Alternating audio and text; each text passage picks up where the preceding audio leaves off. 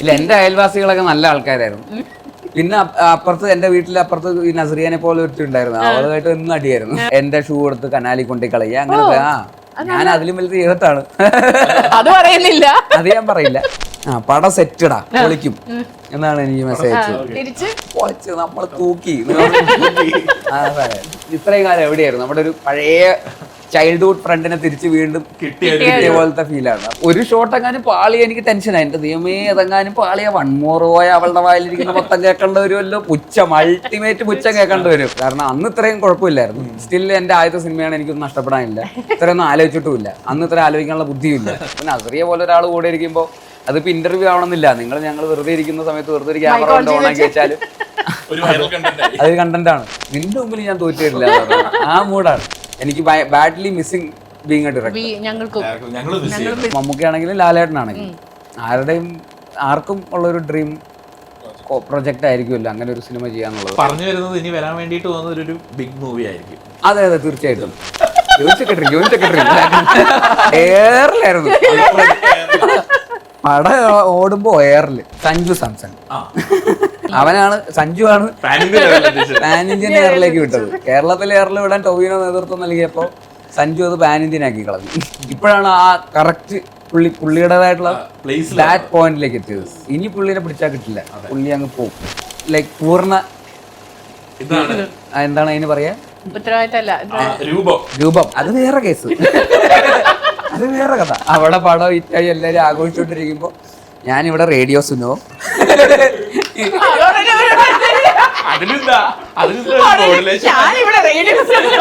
Radio Suno, RJ Bobby എന്നൊക്കെ പറഞ്ഞു. എന്ത് കഴിച്ചാലും ഇപ്പൊ നീ ടെൻഷൻ മാറി. ഒന്നും ചെയ്യാനും പറ്റൂല, മൊബൈലെടുത്ത് നോക്കാനും പറ്റൂല, ആരെയും വിളിക്കാനും പറ്റൂല. ഇതിപ്പോ എന്താ ചെയ്യാ? ആട്ടവും പാട്ടും തുടങ്ങട്ടെ എന്ന് പറഞ്ഞു കഴിഞ്ഞാൽ അവർക്ക് അങ്ങ് വന്നിരുന്നാ മതി. ഓക്കെ, തുടങ്ങിക്കോ. അതെന്തായാലും ഹിറ്റാ.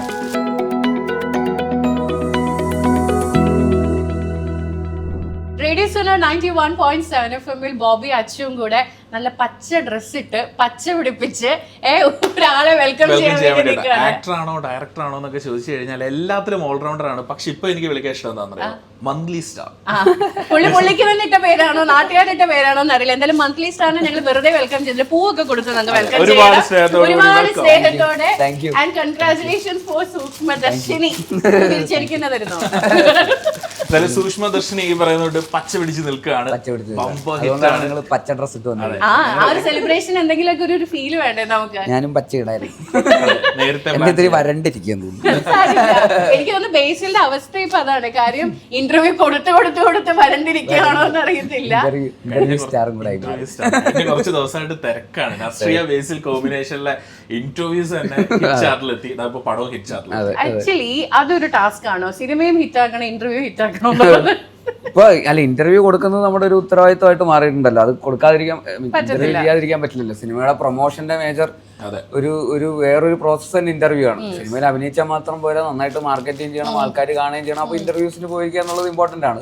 പക്ഷെ ഇന്റർവ്യൂ ഹിറ്റാക്കാൻ വേണ്ടിയിട്ടുള്ള ഒരു ഡെസ്പറേഷൻ ഒന്നുമില്ല. കാരണം അങ്ങനെ വിചാരിച്ചാലൊന്നും ഇന്റർവ്യൂ ഒന്നും ഹിറ്റാവില്ല. പിന്നെ ആൾക്കാർ, നമുക്കൊരു വൈബുള്ള ആൾക്കാരായിട്ട് ഒരുമിച്ചിരിക്കുമ്പോൾ നമുക്ക് സംസാരിക്കുമ്പോൾ എന്തെങ്കിലുമൊക്കെ ഇങ്ങനെ ഓർഗാനിക്കായിട്ട് സംഭവിക്കുന്നതാണോ അത്? അല്ലാതെ അതിന് വേണ്ടിയിട്ട് നമ്മൾ ഇതാക്കി ആൾക്കാർക്ക് മനസ്സിലാവും ഫോഴ്സ്ഫുള്ളി എന്തോ ചെയ്യാൻ വേണ്ടി ശ്രമിക്കുന്നത്. പിന്നെ നസറിയ പോലെ ഒരാൾ കൂടെ ഇരിക്കുമ്പോൾ അതിപ്പോ ഇന്റർവ്യൂ ആവണമെന്നില്ല.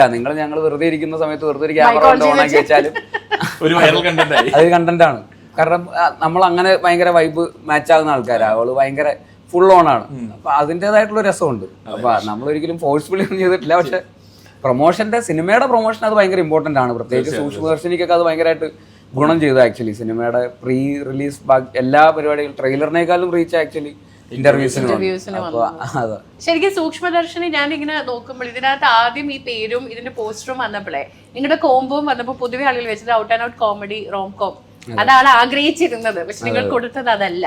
പക്ഷെ അറിഞ്ഞിരുന്നോ ഇത് ആളുകളുടെ എക്സ്പെക്ടേഷൻസിൽ റോംകോമും തമാശ പടവും ഒക്കെ ആയിട്ടാണ് പ്രതീക്ഷിച്ചിരിക്കുന്നതെന്ന്? വൈൽ യുവർ ഷൂട്ടിംഗ് ഒക്കെ നിങ്ങളുടെ തന്നെ അറിയാമായിരുന്നു ഇത്?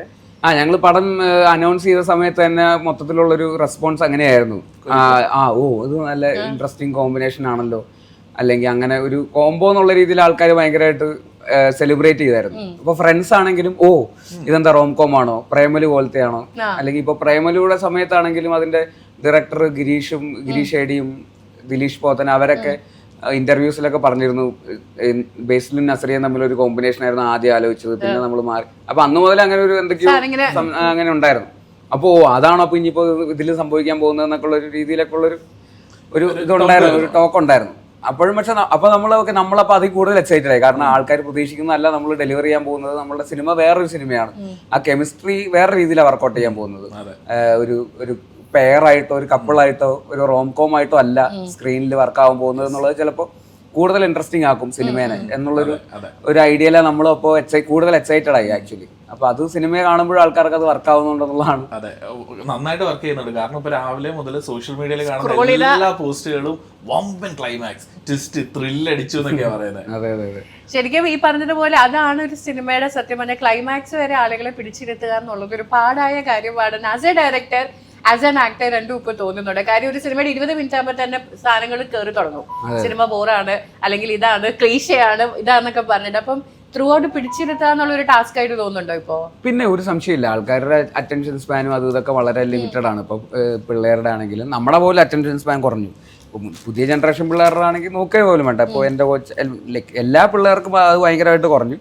നമ്മുടെ ജനറേഷൻ ആണെങ്കിൽ ഇപ്പോൾ ഒരു ന്യൂസ് ഫുൾ ആർട്ടിക്കിളൊക്കെ ഇരുന്ന് വായിക്കൊന്നുമില്ലല്ലോ. ഒരു ഫുൾ ആർട്ടിക്കിൾ ലൈക്ക് പണ്ടൊക്കെ ആണെങ്കിൽ നമ്മൾ ഹെഡ്ലൈൻസ് ഇൻ ഷോർട്സ് ആയിട്ടൊക്കെയാണല്ലോ വായിക്കുന്നത്. അല്ലാതെ പണ്ടൊക്കെ ആണെങ്കിൽ നമ്മൾ ഒരു ഫുൾ ബുക്ക് വായിക്കുമായിരുന്നു. നമ്മളൊരു കംപ്ലീറ്റ് എല്ലാം നമ്മൾ ആ ഒരു ക്ഷമ കുറച്ചുകൂടെ കൂടുതലുണ്ടായിരുന്നു. ഇപ്പൊ ആൾക്കാർക്ക് അത്ര ഇല്ല. റീൽസ് കാണുന്ന പോലെ സ്വൈപ്പ് ചെയ്ത് വിട്ടാൽ മതി. അപ്പോൾ തിയേറ്ററിൽ ഇരിക്കുമ്പോൾ ആ അറ്റൻഷൻ സ്പാൻ മൊബൈൽ എടുക്കാൻ തോന്നരുത് ആൾക്കാരുടെ. ഒരു 2 മിനിറ്റ് ഒന്നും ബോറടിക്കാൻ തുടങ്ങിയ ആൾക്കാർ മൊബൈലിലേക്ക് പോകും. മറ്റേ ഫോട്ടോയ്ക്ക് എത്ര ലൈക്ക് കിട്ടി, വാട്സാപ്പിൽ ആരൊക്കെ പുതിയതായിട്ട് എന്തൊക്കെ റിപ്ലൈ വന്നു, അല്ലെങ്കിൽ ഒരു സ്റ്റാറ്റസ് ഇട്ടതിന് ആൾക്കാർ എന്തൊക്കെ റിപ്ലൈ വന്നു, വാട്സാപ്പ് സ്റ്റാറ്റസ് ഉണ്ടെങ്കിൽ അതിന് എത്ര പേര് റിപ്ലൈ ചെയ്തിട്ടുണ്ടാവും. ഇങ്ങനെയുള്ള കാര്യങ്ങളൊക്കെ മനസ്സിൽ കൂടെ പോകുമല്ലോ. പെട്ടെന്ന് അതിലേക്ക് ഡിസ്ട്രാക്റ്റഡ് ആവും. നമ്മൾ ഫോൺ എടുത്തു കഴിഞ്ഞാൽ പടത്തിൽ നിന്ന് വിട്ടു, കട്ടായി. പിന്നെ ഇനി ഒരു 5 മിനിറ്റ് കഴിയുമ്പോൾ തിരിച്ച് വീണ്ടും പടത്തിലേക്ക് കയറാൻ. അപ്പൊ ഇത് ആൾക്കാരെ ഹുക്ക് ചെയ്ത് നിർത്തുക എന്ന് പറയുന്നത് ഭയങ്കര ഇമ്പോർട്ടന്റ്. അപ്പൊ തീർച്ചയായിട്ടും അത് ക്ലൈമാക്സ് വരെ ആൾക്കാരെ എങ്ങനെ എക്സൈറ്റ് ചെയ്യിപ്പിച്ച് എഡ്ജ് ഓഫ് സീറ്റിൽ ഇരുത്തി കൊണ്ടുപോകാന്ന് പറയുന്നത് അതൊരു ത്രില്ലർ ആണെങ്കിൽ, അല്ലെങ്കിൽ ഒരു എന്റർടൈനർ ആണെങ്കിൽ ആൾക്കാരെ ഈ പറയുന്ന കൈയടിപ്പിക്കാനും വിസിലടിപ്പിക്കാനും ചിരിപ്പിക്കാനും, അല്ലെങ്കിൽ ഡ്രാമയാണെങ്കിൽ ഇമോഷണൽ ആക്കി, അല്ലെങ്കിൽ ഇമോഷണൽ ഡ്രാമയാണെങ്കിൽ which are the genre is അത് സക്സസ്ഫുള്ളി ആ ജോണറിന് ജസ്റ്റിഫൈ ചെയ്ത് അതേസമയം ആൾക്കാരെ തറൗലി എന്റർടൈൻ ചെയ്യിപ്പിക്കുക എന്ന് പറയുന്നത് ഒരു സിനിമയുടെ ബേസിക് നീഡാണ്. അത് എഡിറ്റിംഗ്, റൈറ്റിങ്ങിലും മേക്കിങ്ങിലും ഒക്കെ അത് ഭയങ്കര ഇമ്പോർട്ടൻ്റ് ആണ്. പെർഫോമൻസിലൊക്കെ നമ്മളത് കോൺട്രിബ്യൂട്ട് ചെയ്തേ പറ്റുള്ളൂ. അത് കാലഘട്ടത്തിന്റെ ഒരു മാറ്റമാണ്. ഇനി അങ്ങോട്ട് അത് ഇന്റൻസിഫൈ ചെയ്യുന്നുള്ളതാണ്. കാരണം ഇത് കൃത്യമായ ധാരണ ഉണ്ടായതുകൊണ്ട് തന്നെയാണ് വന്നിട്ടുള്ള നമുക്ക് ഡയറക്ടർ എന്ന നിലയിൽ തന്നിട്ടുള്ള 3 സിനിമകൾ എല്ലാ ഏജ് കാറ്റഗറി എൻജോയ് ചെയ്യുന്നത്. പക്ഷെ അതിലെങ്കിൽ കുഞ്ഞിരാമായണം ഞാൻ ആലോചിക്കും ഇവര് പറഞ്ഞുകൊണ്ടിരുന്നത് അതൊക്കെ ത്രൂ ഔട്ട് പിടിച്ചിരുത്താനായിട്ട് കുറെ വിലക്കിട്ടിട്ടുണ്ടാവില്ലേ വൈൽ യു സ്ക്രിപ്റ്റിംഗ്. ഞാൻ ആലോചിക്കുക കാര്യം അത് കയ്യിൽ നിന്ന് പോകാൻ സാധ്യത ഭയങ്കരമായിട്ടുണ്ട്. ആൻഡ് യുവർ ഫസ്റ്റ് മൂവി അതൊക്കെ ഈ പിടിച്ച് അന്ന് ഇത്രയും പ്രശ്നമില്ലായിരുന്നു. കാരണം അന്ന് ഇത്രയും കുഴപ്പമില്ലായിരുന്നു. സ്റ്റിൽ എന്റെ ആദ്യത്തെ സിനിമയാണ്, എനിക്കൊന്നും നഷ്ടപ്പെടാനില്ല. ഇത്രയൊന്നും ആലോചിച്ചിട്ടുമില്ല. അന്ന് ഇത്ര ആലോചിക്കാനുള്ള ബുദ്ധിയില്ല. അപ്പൊ പ്രായത്തിൻ്റെതായിട്ടുള്ള ഇമ്മച്യൂരിറ്റി ഉണ്ട്. നമുക്ക് കൂടുതലൊന്നും ആലോചിക്കാനില്ല. ആരെയും റെസ്പോൺസിബിലിറ്റിയുടെ അമിതഭാരമില്ല. നമുക്ക് പ്രോപ്പറായിട്ടൊരു സിനിമ ചെയ്യുക. നമുക്ക് മനസ്സിലുള്ള ടൈപ്പ് ഒരു സിനിമ ചെയ്യുക. ഒരു മുത്തശ്ശി കഥ പോലത്തെ ഒരു സിനിമ ചെയ്യുക എന്നുള്ളത് മാത്രമേ ഉള്ളൂ. ഒരുപാട് ആലോചിച്ചിരുന്നെങ്കിൽ ഇന്ന് ആ സിനിമ ചെയ്യാൻ പറ്റില്ല. കാരണം കുഞ്ഞിരാമായണം എന്നെ സംബന്ധിച്ചിടത്തോളം ഇപ്പൊ ആലോചിക്കുമ്പോൾ അയ്യോ അതിന്റെ പല സീനുകളിലൊക്കെ ഭയങ്കര തിന്നാണ്. ഇപ്പോഴത്തെ ഒരു ബുദ്ധിയിൽ അത് ആലോചിക്കുമ്പോൾ അയ്യോ അതെന്ത് റിസ്ക് ആയിരുന്നു, അങ്ങനെ അതൊക്കെ ആലോചിക്കുമ്പോൾ അതൊക്കെ എങ്ങനെയൊക്കെ ചെയ്യാം. ഈ പ്രായത്തിലാണ് ഞാൻ ചെയ്തെങ്കിൽ എനിക്കത് ചെയ്യാൻ പറ്റില്ല. പക്ഷെ അന്നത്തെ ഒരു ബുദ്ധിയിൽ അത് അങ്ങ് കയറി വേറൊരു കുഞ്ഞിരാമായണമാണ് കുറച്ചുകൂടെ സൊഫിസ്റ്റിക്കേറ്റഡ് ടെക്നിക്കലി കുറച്ചുകൂടെ ബാലൻസ്ഡ് ആയിട്ടുള്ള കുഞ്ഞിരാമായണമായിരുന്നു. ഇല്ല, അതാണ് ആ സിനിമയുടെ ഭംഗി. അത് ഭയങ്കര സൊഫിസ്റ്റിക്കേറ്റഡ് ആയിട്ട് ചെയ്ത് ആ സിനിമ വർക്ക് ആവില്ല. അത് മാത്രമല്ല ഞാൻ കേട്ടിട്ടുണ്ട് ഒരു ഷോർട്ട് ഫിലിം ചെയ്യാൻ ആക്ച്വലി ബേസിൽ പോയിട്ട് അതിന്റെ ബഡ്ജറ്റ് കേട്ടിട്ടാണ് അത് സിനിമയാക്കിയത്. ഞാൻ കേട്ടിട്ടുണ്ട്. അന്നേ നിങ്ങൾ ബഡ്ജറ്റിൽ വളരെ മിടുക്കരാണെന്ന്. പക്ഷെ അതെനിക്ക് തോന്നുന്നു ഒരു സിനിമയ്ക്കുള്ള ബഡ്ജറ്റുമായി ഷോർട്ട് ഫിലിം തിങ്ക് ചെയ്ത ബേസിലുണ്ട്.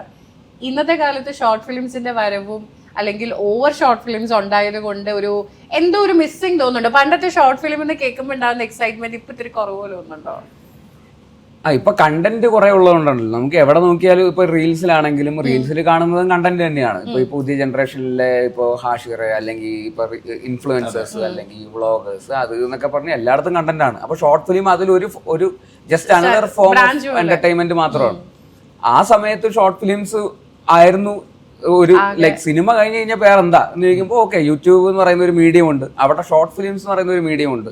അല്ലെങ്കിൽ നമുക്ക് അതിന് മുമ്പ് ടി വിയിൽ ടെലി ഫിലിംസ് അല്ലെങ്കിൽ ആൽബം സോങ്സ് എന്നൊക്കെ പറയുന്ന പോലത്തെ ഒരു കുറച്ച് ഉണ്ടായിരുന്നു. പക്ഷെ ഇന്റർനെറ്റ് വന്നതിന് ശേഷം പുതിയ ഫോർമാറ്റിൽ എന്താ ഉള്ളത് എന്ന് പറയുമ്പോൾ അന്ന് വേറെ ഒന്നും ഇല്ല. ആക്ച്വലി സിനിമ കഴിഞ്ഞ് കഴിഞ്ഞാൽ വേറെ ഒന്നുമില്ല. അപ്പോൾ മ്യൂസിക് വീഡിയോസ് അല്ലെങ്കിൽ ഷോർട്ട് ഫിലിംസ് എന്നൊക്കെ പറയുന്ന പോലത്തെ ഫോർമാറ്റേ ഉണ്ടായിരുന്നുള്ളൂ. അപ്പോൾ കണ്ടന്റ് ക്രിയേഷൻ എന്ന് പറയുന്നത് വളരെ ലിമിറ്റഡ് ആയിരുന്നു. അപ്പോൾ അങ്ങനെ വന്ന സാഹചര്യത്തിൽ അത് ഇന്നായിരുന്നു. പക്ഷെ ഇന്നിപ്പോൾ ഷോർട്ട് ഫിലിംസ് എന്നുള്ള രീതിയിൽ ആൾക്കാർ ഇംപ്രസ് ചെയ്യണമെങ്കിൽ ടു എക്സെപ്ഷണൽ കാര്യം. അതെ, ഇന്ന് ഷോർട്ട് ഫിലിമിന് ആക്ച്വലി ഒരു വാലിഡിറ്റി ഉണ്ടോ, അല്ലെങ്കിൽ അതിനൊരു വാലിഡിറ്റി ഉണ്ട് 100%. പിന്നെ ഇപ്പൊ പ്രാവൻകൂട് ഷാപ്പ് എന്ന് പറഞ്ഞാൽ അടുത്ത് അഭിനയിച്ച ഒരു സിനിമ, അതിന്റെ ഡയറക്ടർ ശ്രീരാജ് എന്ന് പറയുന്ന ഡയറക്ടർ, പുള്ളിയുടെ ഷോർട്ട് ഫിലിം കണ്ടിട്ടാണ് ഞാൻ ഇയാളുടെ സ്ക്രിപ്റ്റ് വായിക്കുന്നത്. അപ്പൊ ഷോർട്ട് ഫിലിം എന്ന് പറഞ്ഞിട്ട് തൂമ്പ എന്ന് പറഞ്ഞിട്ടൊരു ഷോർട്ട് ഫിലിമാണ്. ആ ഷോർട്ട് ഫിലിം കണ്ടിട്ട് ഞാൻ എന്റെ കണ്ണ് തള്ളിപ്പോയി. ഇതെന്ത് ഇങ്ങനെ ഷോർട്ട് ഫിലിം എടുക്കാൻ പറ്റും? അതായത് ഞാൻ അതിനു മുമ്പ് ആ ഷോർട്ട് ഫിലിം ഞാൻ കണ്ടിട്ടേ ഇല്ല. അങ്ങനെ ഒരു ഷോർട്ട് ഫിലിം വന്ന കാര്യം ഞാൻ അറിഞ്ഞിട്ടേ ഇല്ല. അതിനത്ര വ്യൂവേഴ്സും ഇല്ല. അങ്ങനെ വൈറലായിട്ടൊന്നും ഇല്ല. ഷോർട്ട് ഫിലിംസ് ഒന്നും ഇപ്പൊ അങ്ങനെ വൈറലാവാന്ന് പറയുന്നത് ഭയങ്കര പാടാണ്. അപ്പൊ ഞാനത് ശ്രദ്ധിച്ചിട്ടേ ഇല്ല. ഈ സ്ക്രിപ്റ്റ് വായിക്കുന്നതിന് മുമ്പ് ഇതൊന്ന് കണ്ടു നോക്കുന്നു പറഞ്ഞിട്ട് ഞാനത് കണ്ടു നോക്കിയപ്പോഴാണ് ഭയങ്കര കിടലും ഷോർട്ട് ഫിലിം. അങ്ങനെയാണ് അതിന്റെ സ്ക്രിപ്റ്റ് വായിച്ചത്. അപ്പൊ സ്ക്രിപ്റ്റിനും അതേ മൂഡ് തന്നെയാണ്. ഇത് എന്തായാലും ചെയ്തേ പറ്റും. അങ്ങനെയാണ് ആ സിനിമ ഞാൻ കമ്മിറ്റ് ചെയ്തത്. അപ്പൊ ഷോർട്ട് ഫിലിംസിന് ഡെഫിനറ്റ്ലി വേറൊരു ഏരിയയിൽ വിസിബിലിറ്റി ഉണ്ട്. കാരണം ഷോർട്ട് ഫിലിംസ് ഇപ്പോഴും ഒരു പ്രൊഫൈലിന് വേണ്ടിയിട്ട് നമുക്ക് ഡെഫിനറ്റ്ലി ഇറ്റ്സ് ഓൾവേസ് ദെയർ. കാരണം എന്തായാലും നമുക്ക് ഒരാൾ പറഞ്ഞ് കൺവിൻസ് ചെയ്യുന്നതിനേക്കാളും നമുക്ക് ഒരാളെ ചിലപ്പോൾ ഇപ്പോൾ വാക്കുകൾ കൊണ്ട് ഒരാളെ കൺവിൻസ് ചെയ്യാൻ പറ്റുമായിരിക്കും. പക്ഷെ വർക്ക് കാണിച്ച ഒരാളെ കൺവിൻസ് ചെയ്യണമെങ്കിൽ ചിലപ്പോൾ മേ ബി ഷോർട്ട് ഫിലിംസോ അല്ലെങ്കിൽ അയാളുടെ സം സോർട്ട് ഓഫ് കണ്ടന്റ് എന്നുള്ള രീതിയിൽ ഷോർട്ട് ഫിലിം ഇസ് വെരി എന്താ പറയുക വർക്കാണ്. അപ്പോൾ ഇമ്പോർട്ടന്റ് തന്നെയാണ്. വിസിബിലിറ്റി ഉണ്ടോ ഇല്ലയോ എന്നുള്ളതിനപ്പുറത്തേക്ക് സൂക്ഷ്മദർശനിയിലേക്ക് തന്നെ തിരിച്ചു വന്നു കഴിഞ്ഞാൽ നസ്രിയ ബേസിൽ കോംബോ, ഈ കോംബോനെ കുറിച്ച് പറയാണ്ടിരിക്കാൻ പറ്റില്ല. സോ ആസ് എ പ്രൊഡ്യൂസറും നസ്രിയയുടെ വർക്ക് ചെയ്തിട്ടുണ്ട്. അതായത് നസ്രിയ പ്രൊഡ്യൂസർ, ബേസിൽ ആക്ടർ, അതുപോലെ തന്നെ കോ ആക്ട്രസ് ആയിട്ടും. സോ പ്രൊഡ്യൂസർ വേഴ്സസ് കോ ആക്ട്രസ് എങ്ങനെയുണ്ട്? പ്രൊഡ്യൂസർ എന്നുള്ള രീതിയിൽ ഞാൻ നസ്രിയാനെ ഇതുവരെ ഞാൻ കണ്ടിട്ടില്ല. വഴിക്കേ വന്നിട്ടില്ല. അവള് പറയുന്നത് നിന്റെ അഭിനയം കണ്ടിട്ട് എന്ത് പഠിക്കാനാണെന്ന് അവള് ചോദിക്കുന്നത്. ഞാൻ സെറ്റിൽ വന്നിട്ട് ഇപ്പൊ എന്ത് കാണാനാ നിന്റെ പടത്തിൽ എന്നുള്ളതാണ് അവൾ തന്നെ പറയുന്നത്. അപ്പൊ ഞാൻ ഇപ്പൊ പാൽത്തു ജാൻവറിൽ നസ്രിയ പ്രൊഡ്യൂസർ ആയിരുന്നു, ജോജിയിൽ നസ്രിയ പ്രൊഡ്യൂസർ ആയിരുന്നു. അപ്പൊ ഞാൻ വർക്ക് ചെയ്തിട്ടുള്ള 2 പടങ്ങളിൽ നസ്രിയ പ്രൊഡ്യൂസർ ആയിരുന്നു എന്ന് പറയപ്പെടുന്നു. പക്ഷെ ഞാൻ കണ്ടിട്ടില്ല. അതെ, അപ്പൊ അതുകൊണ്ട് എനിക്ക് അതറിയില്ല. നസ്രിയ ആസ് എ പ്രൊഡ്യൂസർ എങ്ങനെയാണെന്ന് ഞാൻ ഇതുവരെ കണ്ടിട്ടില്ല. എനിക്ക് അറിഞ്ഞില്ല. അത് മാറ്റി. പക്ഷെ കാശി വായുന്നത് സക്സസ്ഫുൾ പ്രൊഡ്യൂസറാണ്, നമുക്കറിയാലോ. ഇപ്പൊ ആവേശാണെങ്കിലും ഈ പറയുന്ന ഹിറ്റ് സിനിമകൾ ഒരുപാട്, ഇത്ര ഹിറ്റ് എല്ലാ ഹിറ്റ് സിനിമകളും നസ്രിയ പ്രൊഡ്യൂസ് ചെയ്തിട്ടുള്ള ആളാണ്. അപ്പൊ അതുകൊണ്ട് സക്സസ്ഫുൾ ആണെന്ന് ആൾക്കാർ പറയുന്നു. തിയേറ്ററിൽ നിന്ന് കണക്കുകൾ സൂചിപ്പിക്കുന്നു. പ്രൊഡ്യൂസർ ഓൺ എ സെറ്റ് എങ്ങനെയാണെന്ന് എനിക്കറിയില്ല. പക്ഷെ ആക്ട്രസ് എന്നുള്ള രീതിയിൽ ഈ പറയുന്ന പോലെ എനിക്ക് ഭയങ്കര രസമായിരുന്നു നമുക്ക് വർക്ക് ചെയ്യാൻ. ഒരു ഭയങ്കര വൈബാണ്. ഇപ്പൊ നിങ്ങൾ ഇന്റർവ്യൂസിലൊക്കെ പറയുന്ന പോലെ അതൊരു ഇന്റർവ്യൂ ആയിട്ടൊന്നുമല്ല, നമ്മൾക്കതൊരു ഇന്റർവ്യൂ ആയിട്ടൊന്നുമല്ല. നമ്മൾ ആൾക്കാർ ചോദ്യം ചോദിക്കുന്നേ ഉള്ളൂ. എല്ലാം നോർമലാണ്. ക്യാമറ ഓഫ് ചെയ്ത് വെച്ചാൽ ഇതുപോലെയൊക്കെ തന്നെയാണ്. അതിലൊരു മാറ്റവും ഇല്ല. ക്യാമറ ഓൺ ആക്കുമ്പോഴും ഓഫ് ആക്കുമ്പോഴും നമ്മൾ ഒരേപോലെയൊക്കെ തന്നെയാണ്. അതിന്റെ ഒരു വൈബ് അതാണ്. പുള്ളിക്കാരി ഭയങ്കര രസമാണ്. എനിക്ക് ഇത്രയും കാലം എവിടെയായിരുന്നു, നമ്മുടെ ഒരു പഴയ ചൈൽഡ്ഹുഡ് ഫ്രണ്ടിനെ തിരിച്ച് വീണ്ടും കിട്ടിയ പോലത്തെ ഫീലാണ്. അപ്പൊ ഞങ്ങൾ ഇന്ന് സൂക്ഷ്മദർശിനിയുടെ സെറ്റിലാണ് ആദ്യമായിട്ട് കാണുന്നത്. പക്ഷേ അവിടെ വെച്ചിട്ടാണ്. പക്ഷെ എപ്പോഴോ കണ്ടുമറന്ന ആൾക്കാരെ പോലെയാണ് നമ്മള് അവിടെ നിന്നിട്ട് എന്തൊക്കെയുണ്ട് ആ മൂടായിരുന്നു. അപ്പൊ പിന്നെ അത് നമുക്ക് ഇപ്പൊ നസ്രി ഇല്ലാത്ത ദിവസങ്ങളൊക്കെ ഭയങ്കര ബോറടിക്കും, ഞാൻ ഇല്ലെങ്കിൽ അവൾക്ക് ബോറടിക്കും. അപ്പൊ അങ്ങനെ നമുക്ക് ഭയങ്കര രസമായിരുന്നു അത്. Through out full energy. അത് എല്ലാവരും പറയും, സമീർ ഖാൻ, ഷൈജു ഖാലിദ് ഒക്കെ ഇതിന്റെ പ്രൊഡ്യൂസേഴ്സ് ഒക്കെ രാവിലെ തൊട്ട് രാത്രി വരെ അവര് പിന്നെ ഇതിങ്ങനെ നോക്കിക്കൊണ്ടിരുന്നാൽ മതി. എവിടെയാണ് ആട്ടവും പാട്ടും തുടങ്ങട്ടെ എന്ന് പറഞ്ഞു കഴിഞ്ഞാൽ അവർക്ക് അങ്ങ് വന്നിരുന്നാൽ മതി. ഓക്കെ, തുടങ്ങിക്കോ. അങ്ങനെ അത് രാവിലെ രാവിലെ നേരം വെളുക്കുന്നവരെ ഇത് തന്നെ ഈ പറയുന്ന പോലെ എനർജി ലെവല് ബാലൻസ് ചെയ്യാന്ന് പറഞ്ഞാൽ അവളുടെ എനർജി പിടിക്കാൻ അവസാനം ഞാൻ കോഫി അടിക്കണം, റെഡ് ബുൾ അടിക്കണതൊക്കെ വെച്ചിട്ട് വീണ്ടും വാടി എന്ന് പറയുന്നത് അങ്ങനെ വിട്ടുകൊടുക്കാൻ പറ്റില്ല. ഈഗോ സമ്മതിക്കില്ല. നിന്റെ മുമ്പിൽ ഞാൻ തോറ്റിട്ടില്ല, ആ മൂടാണ്. അപ്പൊ അത് ബാക്കിയുള്ളവർക്ക് എന്റർടൈൻമെന്റ് ആണ്, നമുക്ക് എൻജോയ് ചെയ്യുന്നുണ്ടായിരുന്നു. അപ്പൊ ഭയങ്കര രസമായിരുന്നു. അത് നിങ്ങളൊരു ഷോട്ട് എങ്ങനെ കംപ്ലീറ്റ് ചെയ്തേ? ഷോട്ട് കംപ്ലീറ്റ് ചെയ്യാന്ന് പറയുമ്പോ ഒരു ഷോട്ട് എങ്ങാനും പാളിയ എനിക്ക് ടെൻഷനായി. എന്റെ ദൈവമേ, അതെങ്ങാനും പാളിയ വൺ മോർ പോയ അവളുടെ വായിലിരിക്കുന്ന മൊത്തം കേൾക്കേണ്ടി വരുമല്ലോ. പുച്ഛം, അൾട്ടിമേറ്റ് പുച്ഛം കേൾക്കേണ്ടി വരും. അതായത് ഇത് ചെയ്തു, ഓക്കെ വൺ മോർ എന്ന് പറഞ്ഞു കഴിഞ്ഞാൽ അഭിനയിക്കാന്ന് പറയില്ല. ഇവനൊക്കെ എവിടെ എന്റെ കാശ് കളയാൻ ആരാണ്? സമീർക്ക് ഇവനൊക്കെ ആരാ? ഈ മൂന്നാണ്. തിരിച്ചങ്ങോട്ട് അതുപോലെ തന്നെയാണ്. ഞാൻ അത്ര മോശമൊന്നുമല്ല. കട്ട് വൺ മോർ എന്ന് പറഞ്ഞ എന്താണ് സമീർക്ക് കൊള്ളാവുന്ന ആരെയും കിട്ടിയില്ല ഈ പടത്തിലൊന്നും. ഞാൻ ആക്ച്വലി ഇങ്ങനത്തെ ആക്ടേഴ്സിൻ്റെ കൂടെ വർക്ക് ചെയ്യാറില്ല കേട്ടോ. എനിക്ക് എൻ്റെ സമയത്തിനും എൻ്റെ ഇതിനൊക്കെ സമയം വിലയുണ്ട്. ആക്ച്വലി എനിക്ക് വേറെ പരിപാടിയുണ്ട്, എനിക്ക് പോകണം, വീട്ടിൽ പോകണം എന്നൊക്കെ പറഞ്ഞ് അങ്ങനെ ഷോ ആണ്. അപ്പോൾ ഈ ഇതും അങ്ങോട്ടും ഇങ്ങോട്ടും ഉണ്ട്, പക്ഷെ ഭയങ്കര ഹെൽത്തി കോമ്പറ്റീറ്റീവ് ആണ്. അല്ലാതെ ഈഗോയിസ്റ്റിക്കോ അല്ലെങ്കിൽ വേറെ ഒരാളെ താത്തണമെന്നൊന്നുമില്ല. നമ്മളൊരു പ്രശ്നം വരുമ്പോൾ നമ്മൾ ഒരുമിച്ച് നിൽക്കും, ഇല്ലെങ്കിൽ ഇങ്ങനെയൊക്കെ തന്നെയാണ്. അതാണല്ലോ അതിന്റെ ഒരു കറക്റ്റ് ആയിട്ടുള്ള ഒരു മീറ്റർ. അല്ലാതെ കോമ്പറ്റീറ്റീവ് അൺഹെൽത്തി കോമ്പറ്റീഷനിലേക്കൊന്നും ഒരിക്കലും പോയിട്ടില്ല. നമ്മള് അങ്ങോട്ടും ഇങ്ങോട്ടും ശരിക്കും ഇത് വിൻ ചെയ്ത സമയത്ത് നിങ്ങൾ അങ്ങോട്ടും ഇങ്ങോട്ടും അയച്ച മെസ്സേജ് ഫസ്റ്റ് എന്തായിരുന്നു? ഇത് ഓടി ക്ലിക്കായി ഇന്നത്തെ ക്ലിക്കായി നിറഞ്ഞപ്പോൾ അയച്ച മെസ്സേജ് ക്ലിക്കായി നിറഞ്ഞപ്പോൾ സത്യത്തിൽ നിങ്ങളുടെ സന്തോഷം എന്ന് പറഞ്ഞപ്പോ അവൾ ആദ്യം എനിക്ക് അയച്ച മെസ്സേജ് എന്തായിരുന്നു? എന്തെങ്കിലും ഒന്ന് ട്രോളണോ? ഇന്നലെ രാത്രി ഒരു റിവ്യൂ ഉണ്ടായിരുന്നു. പുള്ളിക്കാരിയും ഫാഫയും അമലേട്ടനും ജ്യോതിർമായി അവരെല്ലാരും പോയി കണ്ടു. പടം സെറ്റടാ, പൊളിക്കും എന്നാണ് എനിക്ക് മെസ്സേജ് അയച്ചത്. അത്രേ അയച്ചുള്ളൂ. അത് രാത്രി അപ്പോഴേക്കും ഞാൻ ഇവിടെ വരാനുള്ളതുകൊണ്ട് കിടന്നുറങ്ങി. എന്നിട്ട് അപ്പൊ എനിക്ക് ടെൻഷൻ, അവരൊക്കെ എന്ത് പറഞ്ഞു, എന്താണ് അവരുടെ അഭിപ്രായം, എന്താണെന്ന് ഒരു റിപ്ലൈ ഇല്ല. പിന്നെ അത് കഴിഞ്ഞിട്ട് പിന്നെ ഇന്ന് രാവിലെ കുറച്ച് മുമ്പ് വീഡിയോ കോളൊക്കെ ചെയ്തിട്ട് ഫുൾ സെലിബ്രേഷൻ ആയിരുന്നു. പൊളിച്ച് നമ്മൾ തൂക്കി.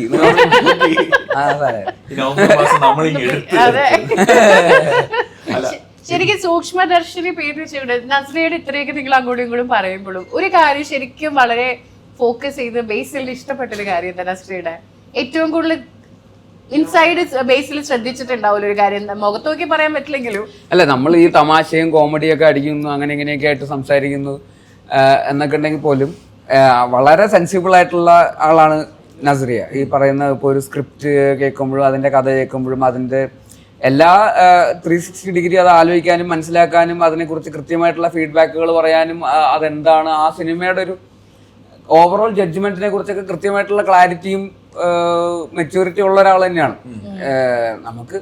പക്ഷെ നമ്മളതിപ്പോൾ ജീവിതത്തിൽ അത് പ്രകടിപ്പിക്കണമെന്നൊന്നുമില്ല. നമ്മൾ വേറൊരു വൈബിൽ പോവുക. വർക്കിന്റെ കാര്യത്തിൽ വരുമ്പോൾ നമ്മൾ സീരിയസ് ആവുക. അതിന് നമ്മളേതായിട്ടുള്ള കൃത്യമായിട്ടുള്ള ക്ലാരിറ്റിയും നമുക്ക് കൃത്യമായിട്ടുള്ള സെൻസിബിലിറ്റിയും ഉണ്ട് എന്നുള്ളതിൽ തന്നെ അത് കൃത്യമായിട്ട് നസ്രിയയ്ക്കും അങ്ങനെ തന്നെയാണെന്നാണ് ഞാൻ മനസ്സിലാക്കിയിട്ടുള്ളത്. പുള്ളിക്കാരി നമുക്കിപ്പോൾ ക്യാമറേന്റെ മുമ്പിലും അല്ലാത്തയൊക്കെ നസ്രിയ തന്നെയാണ്. അത് ഇന്റർവ്യൂസിന് കാണുന്ന നസ്രിയ തന്നെയാണ് ആക്ച്വൽ റിയൽ ലൈഫിൽ നസ്രിയ. പുള്ളിക്കാരി ഈ പറയുന്ന പോലെ ആ ഒരു ഹൈപ്പർ ഈ പറഞ്ഞ എക്സ്ട്രോവേർട്ടാണ്. എക്സ്ട്രോവേർട്ടുകളുടെ അങ്ങേയറ്റമാണ്. ഈ പറയുന്ന പോലെ നമ്മൾ ചെറുപ്പത്തിൽ കണ്ടിട്ടുള്ള അതേ ക്യൂട്ട്നെസ് ഇപ്പോഴും ഉണ്ട് പുള്ളിക്കാരിയുടെ മാനറിസത്തിലും ലൈഫിലും ഉണ്ട്. അപ്പൊ അത് മൊത്തത്തിൽ അങ്ങനെ തന്നെയാണ് പുള്ളിക്കാരി അതിന് വേണ്ടിയിട്ട് ഒന്നും പ്രിറ്റൻഷ്യസ് ഒന്നും ചെയ്തിട്ടില്ല, അതിന് വേണ്ടി ഫോഴ്സ്ഫുള്ളി ഒന്നും ചെയ്യുന്ന ഒരാളെ അല്ല. അതേസമയം ജോലിയുടെ കാര്യത്തിൽ വളരെ സെൻസിബിൾ ആയിട്ടും കൃത്യമായിട്ട് ക്ലാരിറ്റിയും എന്ത് സിനിമ ചെയ്യണം എന്ത് സിനിമ ചെയ്യരുത് എന്നുള്ള കാര്യത്തിലൊക്കെ കൃത്യമായിട്ടുള്ള ക്ലാരിറ്റിയും ഒക്കെ ഉണ്ടാവും. അതിനെക്കുറിച്ച് കൃത്യമായിട്ടുള്ള ഫീഡ്ബാക്കും പറയാനുള്ള അറിയുന്ന ഒരാൾ തന്നെയാണ്. ഈവൻ ഫാഫയുടെ ചിലപ്പോൾ ഒരു കരിയറിൽ പോലും വളരെ വലിയൊരു കോൺട്രിബ്യൂഷൻ നമ്മൾ അറിയാത്തൊരു ഇൻവെസിബിൾ കോൺട്രിബ്യൂഷൻ നസ്രിയയുടെ ഭാഗത്തുനിന്ന് ഉണ്ടാവും എന്നാണ് ഞാൻ വിശ്വസിക്കുന്നത്. ഈവൻ പ്രൊഡക്ഷൻസിലൊക്കെ ആണെങ്കിൽ നസ്രിയക്ക് ഇത് കട്ട് ചെയ്ത് കൊടുത്തു. ബേസിൽ ഇത്രയൊക്കെ പറയുന്നത് നസ്രിയ കേട്ട് ഇത്രയും നാൾ ഒളിമ്പിക് സ്റ്റാർ എന്നുള്ള ഒരു ശരിക്കും ഒരു സിനിമ അഭിനയിക്കുന്ന ബേസിലിന് ഇങ്ങനെ ഞങ്ങൾ ബാക്ക് ടു ബാക്ക് ഇനിയും വരാനുണ്ട്. പക്ഷെ ഈ സംവിധായകൻ ബേസിലിന്റെ ഇടയ്ക്ക് എവിടെയോ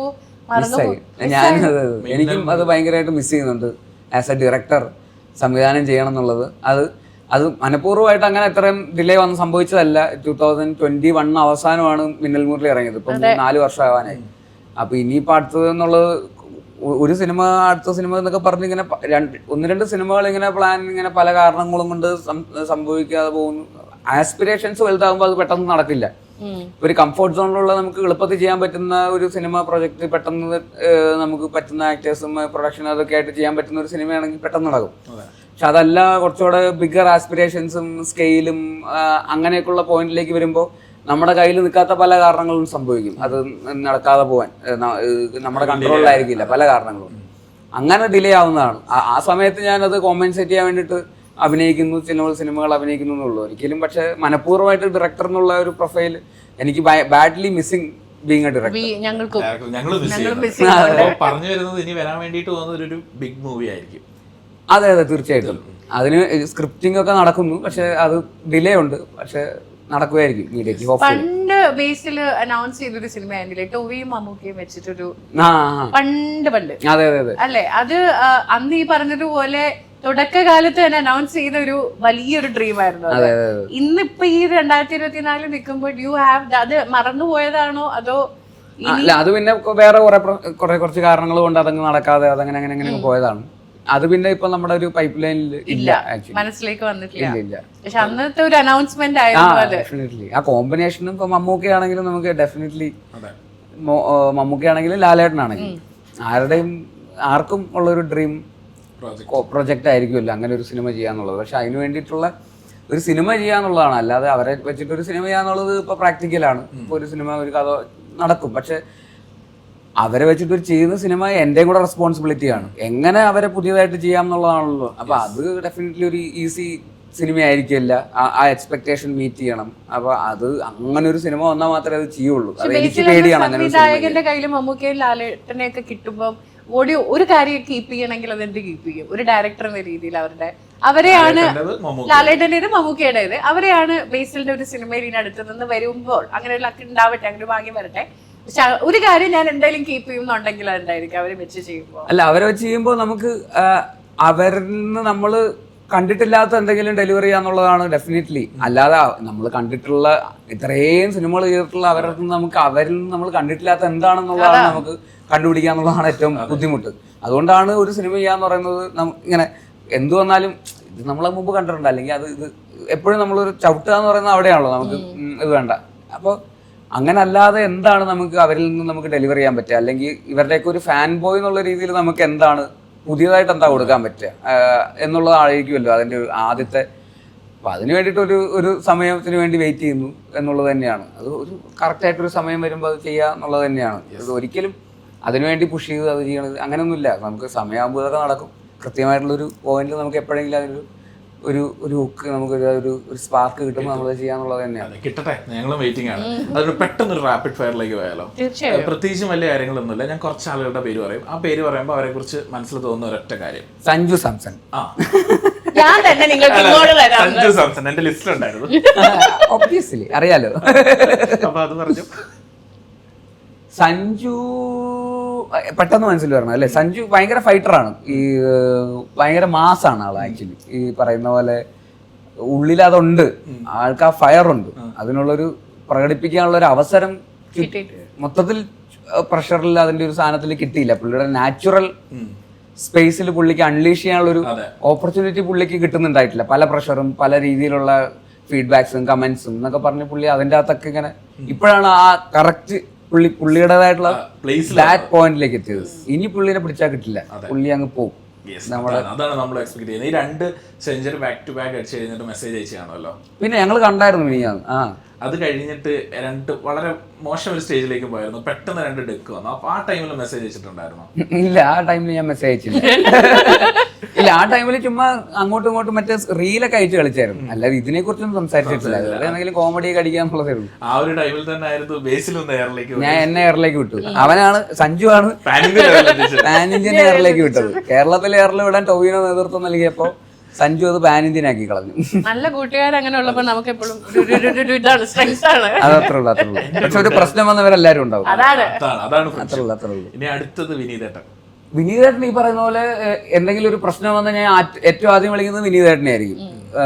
കാരണം മെന്റർ എന്നുള്ള രീതിന്റെ മെന്റർ എന്ന് പറയുന്നതിന്റെ ലൈക്ക് പൂർണ്ണ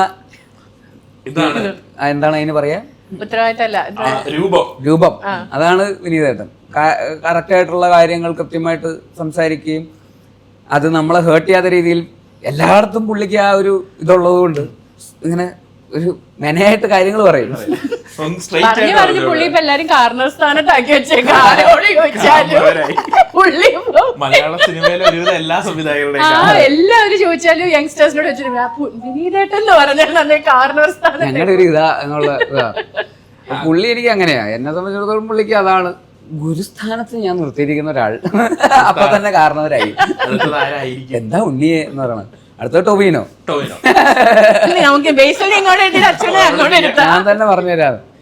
ടൊവിനോ ഈ പറയുന്ന പോലെ ഭയങ്കര ഹാർഡ് വർക്കിംഗ് ആയിട്ടുള്ള ഒരാളാണ്. ഈ പറയുന്ന സ്വന്തമായിട്ടൊരു കരിയർ കൃത്യമായിട്ട് കറക്റ്റായിട്ട് ഒരു ഗോഡ് ഫാദേഴ്സ് ഒന്നും ഇല്ലാതെ കൃത്യമായിട്ട് അവൻ എത്തേണ്ട പോയിന്റിൽ അവൻ കൃത്യമായിട്ട് എത്തുകയും ഇനിയും അവന് ഒരുപാട് ആസ്പിറേഷൻസും ഒരുപാട് സ്വപ്നങ്ങളുള്ള ഒരാളാണ്. അവനവിടെ എത്തണമെന്നും ഒരുപാട് നമ്മൾ സംസാരിക്കുമ്പോഴൊക്കെ അങ്ങനത്തെ നമ്മൾ ഈ പറയുന്ന പോലെ അങ്ങോട്ടും ഇങ്ങോട്ടും വളിപ്പടിക്കുകയും കോമഡി പറയുകയും അതും ഇതൊക്കെ ചെയ്യുന്നുണ്ടെങ്കിൽ പോലും അവന് കൃത്യമായിട്ടുള്ള ഒരു നമ്മുടെ ചർച്ചകളിലൊക്കെ അവന് കൃത്യമായിട്ടുള്ള അംബീഷൻസും ഡ്രീംസും ഒക്കെ ഉള്ള ഒരാളാണ്. അപ്പോൾ അതിലേക്ക് അവനിങ്ങനെ ഓരോ സിനിമ കഴിയുമ്പോൾ അച്ചീവ് ചെയ്തുകൊണ്ടിരിക്കുകയാണ്. ഇപ്പോൾ ARM കഴിയുമ്പോൾ അവനത് പറയുന്നതൊക്കെ നമുക്ക് ഓരോ സിനിമ കഴിയുമ്പോഴും യാഥാർത്ഥ്യമാവുന്നു എന്നുള്ളത് നമുക്ക് ഫീൽ ചെയ്യാൻ പറ്റുന്നുണ്ട്. അതിനുവേണ്ടി ഹാർഡ് വർക്ക് ചെയ്യുകയും ചെയ്യുന്നു. വെറുതെ ഇരുന്ന് സംസാരിക്കാൻ മാത്രം ചെയ്തിട്ട് കാര്യമില്ല. അവരുടെ ഭാഗത്തുനിന്ന് ഒരു ഇൻപുട്ടും കൂടെ വേണം. Definitely collaborations matters. ഈ പറയുന്ന ഡയറക്ടർ, പ്രൊഡ്യൂസർ എല്ലാവരുടെയും കൊളാബറേഷൻ ഇമ്പോർട്ടൻ്റ് ആണ്. പക്ഷെ നമ്മുടെ സൈഡിൽ നിന്ന് ഒരു എഫേർട്ടും കൂടെ ഉണ്ടാകുമ്പോഴാണ് അത് കൃത്യമായിട്ടുള്ള പൊസിഷനിൽ. ഇപ്പോൾ ARM പോലത്തെ ഒരു സിനിമ ആ പോയിന്റിലേക്ക് അത് എത്തിക്കാൻ അവൻ്റെ ഭാഗത്തുനിന്നുള്ള എഫേർട്ട് ഭയങ്കരമാണ്. അതിൻ്റെ ഒരു എക്സിക്യൂഷൻ മുതൽ ഈ പറയുന്ന ലോജിസ്റ്റിക്സും മാനേജ്മെൻറ്റ് മുതൽ ആക്ടർ എന്നുള്ളതിൻ്റെ അപ്പുറത്തേക്ക് അവൻ അതിൻ്റെ അകത്ത് പണിയെടുത്തിട്ടുണ്ട്. എന്നിട്ടാണ് ആ സിനിമ ഇത്രയും റീച്ചും പ്രൊമോഷനിലാണെങ്കിലും ഇതിൻ്റെ ഭയങ്കര ബുദ്ധിമുട്ടുള്ളൊരു സിനിമയാണ് അത് എക്സിക്യൂട്ട് ചെയ്ത് പുറത്തെത്തിക്കാൻ. പ്രത്യേകിച്ച് ഒരു ആദ്യ സംവിധായകൻ എന്നുള്ള രീതിയിൽ ഒരു സിനിമ വരുമ്പോൾ അതിൻ്റേതായിട്ടുള്ള ബഡ്ജറ്റിൻ്റെതായിട്ടുള്ളത് അതിനിങ്ങനെയായിട്ടുള്ള ഒരുപാട് അതിന് ഇവൻ ആസ് ആൻ ആക്ടർ എന്തുമാത്രം ബിയോണ്ട് ആൻ ആക്ടർ എന്ന് പറയുന്ന പോയിന്റിൽ അവൻ എഫേർട്ട് എടുത്തിട്ടുണ്ട്. അത് അവൻ്റേതായിട്ടുള്ള അവൻ്റെ പാഷനും അവൻ്റെ അംബീഷൻസും ആണ് അവൻ അങ്ങനെ ഡ്രൈവ് ചെയ്യുന്നത്. അത് നമുക്ക് അംഗീകരിച്ചു കൊടുക്കാതിരിക്കാൻ പറ്റില്ല. ശരിക്കും സൂക്ഷ്മദർശനിയിൽ നമ്മൾ കാണുന്ന നമ്മളൊക്കെ സിനിമ കാണുന്നേ ഉള്ളൂ. അതുകൊണ്ട് തന്നെ ഒരു അയൽവാസികളുടെ ഒരു സാധനമുണ്ട്. എന്തെങ്കിലും ഒരു അയൽവാസി ഒരു ഉപദ്രവമായോ അല്ലെങ്കിൽ ഒരു അയൽവാസിനെ ഒളിച്ചുകൊണ്ട് ചില കാര്യങ്ങൾ ചെയ്യേണ്ടി വരികയൊക്കെ ചെയ്തിട്ടുണ്ടോ പണ്ട്? ഇല്ല, എൻ്റെ അയൽവാസികളൊക്കെ നല്ല ആൾക്കാരായിരുന്നു. പിന്നെ അപ്പുറത്ത് എൻ്റെ വീട്ടിലെ അപ്പുറത്ത് ഈ നസ്രിയനെ പോലെ ഒരുത്തിണ്ടായിരുന്നു. അവളുമായിട്ട് എന്നും അടിയായിരുന്നു. അത് മാത്രം ഉണ്ടായിരുന്നു. വിഷയം എന്തായിരുന്നു അടിക്ക്? അങ്ങനൊന്നുമില്ല. നമ്മൾ സ്കൂളിൽ പഠിക്കുമ്പോഴൊക്കെ ചുമ്മാ കൊച്ചു പിള്ളേരുടെ അലമ്പ്, അത്രേ ഉള്ളൂ. വേറെ പ്രശ്നങ്ങളൊന്നുമില്ല. എന്റെ ഷൂ എടുത്ത് കനാലിൽ കൊണ്ടേ കളയുക അങ്ങനത്തെ. ഞാൻ അതിലും വലുത് ചെയ്തിട്ടാണ്. അത് ഞാൻ പറയില്ല. പക്ഷെ എന്റെ ഷൂ ഒക്കെ എടുത്ത് അവളെ കൊണ്ടേ കളഞ്ഞിട്ടൊക്കെ ഉണ്ട്. അങ്ങനെ കച്ചറയായിരുന്നു. അല്ലാതെ വേറെ പക്ഷെ അവളുടെ ബ്രദർ ഞാൻ ഭയങ്കര ക്ലോസ് ഫ്രണ്ട്സ് ആയിരുന്നു. ഞങ്ങൾ അവിടെ ഇവിടെയൊക്കെ ക്രിക്കറ്റ് കളിക്കാൻ പോക്ക്, കണ്ടം ക്രിക്കറ്റ് എന്നൊക്കെ പറഞ്ഞ് ഞങ്ങൾ കണ്ടം ക്രിക്കറ്റ് ചാമ്പ്യൻസ്. റബ്ബർ ബോളിനൊക്കെ മാച്ച് വെക്കും. റബ്ബർ ബോൾ വിന്നേഴ്സിന് റബ്ബർ ബോൾ ഗിഫ്റ്റ്. ചാമ്പ്യൻസ് എന്ന് പറഞ്ഞപ്പോൾ പഴയ ഒരു ഇന്റർവ്യൂല് ബേസിലിന്റെ പപ്പ പറഞ്ഞു കേട്ടിട്ടുണ്ട്, കരാട്ടെ ചാമ്പ്യൻ ആണ്, മ്യൂസിക് പഠിക്കാൻ പോയി, പിയാനോ പഠിക്കാൻ പോയി, കച്ചേരി നടത്തിയിട്ടുണ്ട്, കോറസ്. ഇതൊക്കെ ഇപ്പോഴും കണ്ടിന്യൂ വല്ലതും ഇല്ല. ഇപ്പൊ അതുമായിട്ടൊന്നും ബന്ധപ്പെട്ടിട്ടില്ല. പക്ഷെ അതൊക്കെ ഇപ്പൊ ഇൻഫ്ലുവൻസ് ചെയ്യുന്നുണ്ട് ഡെഫിനറ്റ്ലി. സാനൊക്കെ കരാട്ടയിൽ ഇട്ടിട്ടുണ്ടല്ലോ, ജയജയയിൽ ഇട്ടിട്ടുണ്ടല്ലോ. അല്ല, ആ സമയത്ത് ഇതൊക്കെ പഠിക്കാനും അത് ഇതിനൊക്കെ പോയതുകൊണ്ടാണ്. ഇതിലൊന്നും മാസ്റ്റർ ചെയ്തിട്ടില്ല. പക്ഷെ ഇതെല്ലാം നമ്മുടെ ഒരു കരിയറിൽ എപ്പോഴെങ്കിലൊക്കെ ഗുണം ചെയ്തിട്ടുണ്ട്. ഈ പറയുന്ന ഒരു മ്യൂസിക്, ഇപ്പോൾ ഒരു സിനിമ സംവിധാനം ചെയ്യുമ്പോഴോ അല്ലെങ്കിൽ ഒരു ഇപ്പോൾ അഭിനയിക്കുമ്പോഴോ ഒരു പാട്ട് കേൾക്കുമ്പോൾ അതിൻ്റെ ഒരു ഫീഡ്ബാക്ക് പറയാൻ ഞാൻ മ്യൂസിക് കമ്പോസ് ചെയ്യണമെന്നില്ല. ഇത് കേൾക്കുമ്പോൾ നമുക്കൊരു അഭിപ്രായം പറയാനുള്ള ഒരു പോയിന്റ് ഓഫ് വ്യൂ എത്താൻ പറ്റുമല്ലോ. അതിപ്പോ പറയുന്ന കീബോർഡ് പഠിച്ചതും ഒക്കെ ഗുണം ചെയ്തിട്ടുണ്ട്. അതുകൊണ്ടാണ് ഒരു കഥ പറയുമ്പോൾ മ്യൂസിക് സപ്പോർട്ടീവ് ആയിട്ട് കൊണ്ടുവന്നത് പറയുന്നത് കൊണ്ടാണോ? അത് മ്യൂസിക് ചെറുപ്പം മുതലേ ഈ പറയുന്ന ആ ഒരു സെൻസിബിലിറ്റി, അങ്ങനെ ഒരു വീട്ടിൽ നിന്ന് അപ്ബ്രിങ്ങിങ്, പിന്നെ സ്റ്റേജ് ഫിയർ ഇല്ലാതിരിക്കുക, എല്ലാ പരിപാടിക്കും ചെറിയ UKG LKG മുതൽ മറ്റേ KG ക്ലാസ്സുകളിലും സ്കൂളിലൊക്കെ എല്ലാ പരിപാടിക്കും കയറി മറ്റേ പ്രച്ഛന്ന ഫാൻസി ഡ്രസ്സ്, കഥാപ്രസംഗം, ഫാൻസി ഡ്രസ്സിൽ രാജാവായിട്ട് പോയിട്ടുണ്ട്. പിന്നെന്താ തത്തമ്മയായിട്ടോ അങ്ങനെ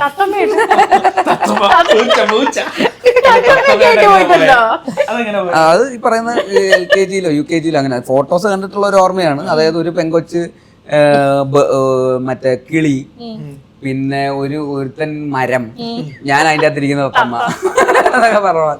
അങ്ങനെ ഫോട്ടോ ഒക്കെ കണ്ടിട്ടുണ്ട്. ഫോട്ടോ നോക്കട്ടെ, ഞാൻ എവിടെയെങ്കിലും കിട്ടുവാണെങ്കിൽ. വീട്ടിലുണ്ട്. വീട്ടിൽ പോകുമ്പോൾ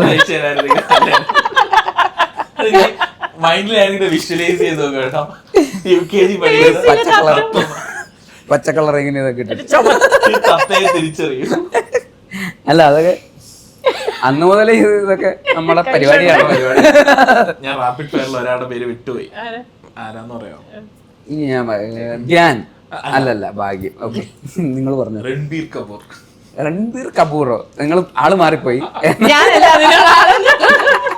പല രീതിയിൽ ചോദിക്കുന്നുണ്ട്. റാപ്പിഡ് ഫയറിൽ ചോദിച്ചാൽ എന്ത് കിട്ടുമെന്ന് അറിയാനാ. നല്ലൊരു ആക്ടറാണ്, എനിക്ക് ഭയങ്കര ഇഷ്ടമുള്ള ആക്ടറാണ്. അടിപൊളിയാണ് പുള്ളി. ആക്ച്വലി ബേസിലും നമ്മൾ ഇന്ന് ഇരിക്കുന്നത് സൂക്ഷ്മദർശിനിയുടെ കഥയോടൊപ്പം ഒരു ടീമിനെയും കൂടെ നമ്മൾ പറയുന്നത് സീടാക്. സീടാക്കിന്റെ ഒരു എന്താ പറയുക, വലിയ താങ്ക്സ് അങ്ങോട്ട് കൊടുക്കണം, ബേസിലിന്റെ ഇങ്ങോട്ടേക്ക് കൊണ്ടുവന്നത്. ഞാൻ കുറച്ചു പേരോട് ചോദിക്കുകയായിരുന്നു, നിങ്ങളുടെ ഒരു അലൂമിനായി ഗെറ്റ് ടുഗദർ വല്ല ആണോ എന്നുള്ളത്. കാര്യം പണ്ട് പഠിച്ച കോളേജിലെ ടീമിന്റെ അടുത്തേക്ക് മറ്റേ സ്റ്റാർ ആയിട്ട് വന്ന് നിൽക്കുന്ന ഒരു വരവുണ്ടല്ലോ. പണ്ട് ഈ കൂടെ പഠിച്ച ഇവരൊക്കെ ട്രോളിട്ടുണ്ടാവില്ല എന്തെങ്കിലുമൊക്കെ കാര്യത്തിന്. അടിയായിരുന്നു, അടി. സീടാക്കിന്റെ നിഖിൽ ഇവിടുത്തെ പ്രസിഡന്റ് ആണെന്ന് തോന്നുന്നു, പ്രസിഡന്റോ സെക്രട്ടറി ആയിരുന്നു പുള്ളി. ഞങ്ങള് ജോയിന്റ് സെക്രട്ടറി ഞാൻ ജോയിന്റ് സെക്രട്ടറി. പഴയ ആർട്സ് ക്ലബ് സെക്രട്ടറി ആണ് ഇപ്പൊ പറയുന്നത്. പുള്ളിയുടെ പേര് ഞാൻ നിഖിൽ എന്ന് പറഞ്ഞപ്പോ പുള്ളി പരിപാടിക്ക് വേണ്ടി എന്നെ വിളിച്ചു. ഞാൻ നിഖില, ഏത് നിഖിൽ? എനിക്ക് അറിഞ്ഞൂടാ നിഖിൽ, നമുക്ക് നിഖിൽ എന്നറിയില്ല. പുള്ളിയുടെ വട്ടപ്പേരെ നമുക്കറിയുള്ളൂ, കുഫ്ലു. അത് പിന്നെ കുഫ്ലു നിങ്ങളാ. പുള്ളി എന്റെ സീനിയർ ആയിരുന്നു.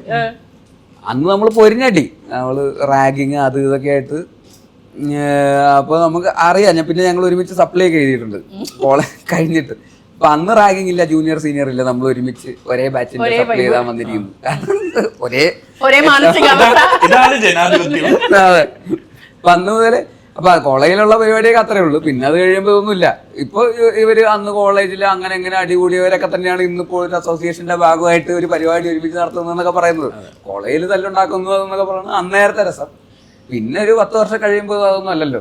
നമ്മള് വേറെയാണല്ലോ, നമ്മളെല്ലാരും മാറി നിന്ന് പൊന്നാടെ അടിച്ച് പൂവൊക്കെ തരുമ്പോൾ ഉള്ളൊരു ഫീൽ എന്താ? അത് ഭയങ്കര രസമാണ്. അത് ഒരു വേറൊരു രീതിയിൽ അവർക്കും പറയാൻ ഒരാൾ, ഇപ്പൊ ടിവിയിലോ വഴിയിൽ പോസ്റ്റർ കാണുമ്പോഴോ അല്ലെങ്കിൽ മക്കളുടെ അടുത്തൊക്കെ പറയാലോ, ഞങ്ങൾ ഒരുമിച്ച് അന്നാവും മൂക്കട്ടെ ഏൽപ്പിച്ച് നടന്നപ്പോ എനിക്കറിയുന്ന പയ്യനാ. പിന്നെ മാത്രല്ല കോളേജ് ഇറങ്ങി കഴിഞ്ഞ് റാഗ് ചെയ്ത് ഒരാളെ ജീവിതത്തിലേക്കും കൂട്ടിക്കൊണ്ടുപോയി. അത് വേറെ സീറ്റാക്ക് മൊത്തത്തിൽ കണക്ഷനാണ്. അത് വേറെ കേസ്, അത് വേറെ കഥ. സോ സൂക്ഷ്മദർശിനി അങ്ങനെ ഇന്നത്തെ കാലത്ത് ഒരു സിനിമ സക്സസ് ആവാ ഇസ് നോട്ട് ഈസി. അങ്ങനെ ആകുമ്പോൾ ഉണ്ടാവുന്ന ഒരു സന്തോഷം ഖത്തറിൽ വന്നപ്പോൾ സെലിബ്രേറ്റ് ചെയ്യുന്നു എന്നുള്ളത് ഞങ്ങൾക്കൊരു സന്തോഷം. Actually with family, with your extended family. അതെ അതെ അതെ. ഇന്ന് സിനിമ റിലീസ് ആവുന്ന ദിവസമാണ് ഇത്. ഈ പരിപാടിക്ക് കമ്മിറ്റ് ചെയ്യുന്ന സമയത്ത് ഈ സിനിമ suppose to be releasing on 8th November. അത് കഴിഞ്ഞിട്ട് 15th November ആയി. അപ്പോഴൊന്നും ഈ പരിപാടിക്ക് ഞാൻ കമ്മിറ്റ് ചെയ്തായിരുന്നു. അങ്ങനെയാണ് അത് ചതിച്ചിട്ട് 22-ാം തീയതി റിലീസ് കൊണ്ടുവച്ചത്. അതോടെ ദൈവമേ, ഇവിടെ പരിപാടിക്കും കമ്മിറ്റ് ചെയ്ത് അവിടെ പടം റിലീസുമാണ്. അവിടെ എല്ലാവരും ഭയങ്കര ആഘോഷമാണ്. അവിടെ കൊച്ചിയിൽ അവിടെ ഒരു റിസോർട്ട് എടുത്ത് എല്ലാവരും പൊളിക്കുകയാണ്. എല്ലാവരും ഉണ്ട്, ക്രൂ കാസ്റ്റ് എല്ലാവരും ഉണ്ട്. എല്ലാവരും അവിടെ തകർത്തുകൊണ്ടിരിക്കുക. അവർ വീഡിയോ കോൾ ചെയ്തു, കുറച്ച് മുമ്പ് വീഡിയോ കോൾ ചെയ്ത് എല്ലാവരും വീഡിയോ ഒക്കെ കാണിച്ച് ഞാൻ ഇവിടെ ഫോം അടിച്ച് ദൈവമേ, ഞാനിവിടെ ഖത്തറിൽ അസോസിയേഷന്റെ പരിപാടിയായിട്ട് ഇരിക്കുകയുള്ളൂ ടീച്ചരാ. അവിടെ പടം ഇറ്റായി എല്ലാവരും ആഘോഷിച്ചോണ്ടിരിക്കുമ്പോ ഞാനിവിടെ റേഡിയോ സുനോ,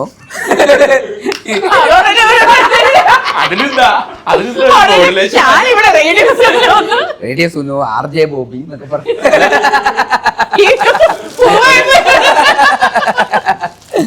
ഞങ്ങൾ എല്ലാരും ഈ സിനിമ കാണണ്ടെന്ന് പറയുമ്പോ വലിയ കാര്യമൊന്നുമില്ല.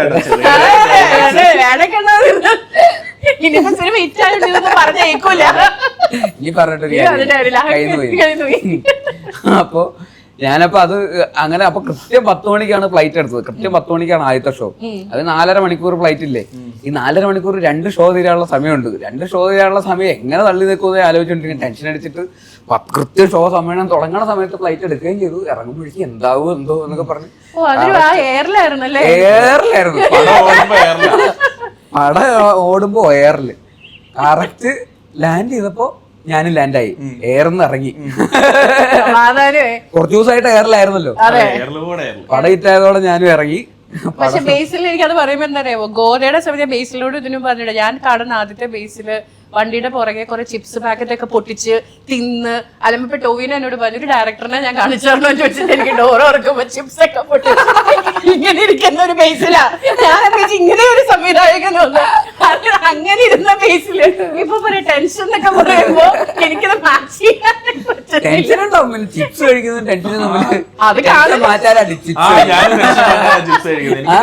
ഞാൻ ഫ്ലൈറ്റിൽ നല്ല ഫുഡ് അടിയായിരുന്നു. ഒന്നും നോക്കിയില്ല, ടെൻഷനായിട്ട്.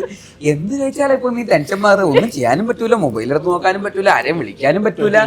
ഇതിപ്പോ എന്താ ചെയ്യാ? ഭാര്യയോട് എന്തെങ്കിലും ചോദിച്ചാലും കൂടെ ഉണ്ടോ? ഭാര്യയോട് ചോദിച്ചിട്ട് ഒരു കാര്യമില്ല, പുച്ഛിച്ച് തള്ളും. ഓടെ അവിടെ എങ്ങനെ മാറിയിരിക്കും, അവിടെ ഓടും. ഓടിയില്ലെങ്കിൽ അങ്ങനെ അത്ര തന്നെ. അടുത്ത പടത്തിൽ നോക്കാം കൂടെ. മോട്ടിവേഷൻ അവിടെ ഒന്നും കിട്ടില്ല. പിന്നെ എയർ ഹോസ്റ്റസ്മാരൊക്കെ ആയിട്ട് സംസാരിച്ചൊക്കെ ഇരുന്നു അത്ര തന്നെ. പതിവില്ലാതെ 5 മലയാളികൾ ഉണ്ടായിരുന്നു. ഖത്തർ എയർവേസിൽ ആദ്യമായിട്ട് ഇത്രയും മലയാളികൾ പിള്ളേരുടെ ഒരു കാര്യം അപ്പോഴേക്കും. അപ്പൊ ഇനി പ്രേക്ഷകരോട് പറയാൻ എന്താ ഉള്ളത്? സൂക്ഷ്മദർശിനിയെ കുറിച്ച് പറയുകയാണെങ്കിൽ തീർച്ചയായിട്ടും എല്ലാവരും പോയി കാണുക. നല്ല അഭിപ്രായങ്ങൾ വരുന്നുണ്ട്. സിനിമ തിയേറ്ററിൽ റിലീസായിട്ടുണ്ട്. എല്ലാവർക്കും ഇഷ്ടപ്പെടുന്ന ഒരു സിനിമയാണെന്ന് തന്നെയാണ് മൊത്തത്തിലുള്ള ഒരു ഫീഡ്ബാക്ക്. യുനാനിമസ്ലി എല്ലാവരും നല്ല അഭിപ്രായമാണ് പറയുന്നത്. അപ്പോൾ അതുകൊണ്ട് തീർച്ചയായിട്ടും നിങ്ങൾ തിയേറ്ററിൽ പോയി കണ്ടാൽ ഒരിക്കലും നഷ്ടം ഉണ്ടാവില്ല. നമ്മൾ എക്സ്പെക്ട് ചെയ്യാത്ത വേറൊരു തരത്തിലുള്ളൊരു കോമ്പിനേഷൻ, കെമിസ്ട്രി എന്നൊക്കെ പറയുന്ന പോലത്തെ ഒരു സിനിമയാണ്.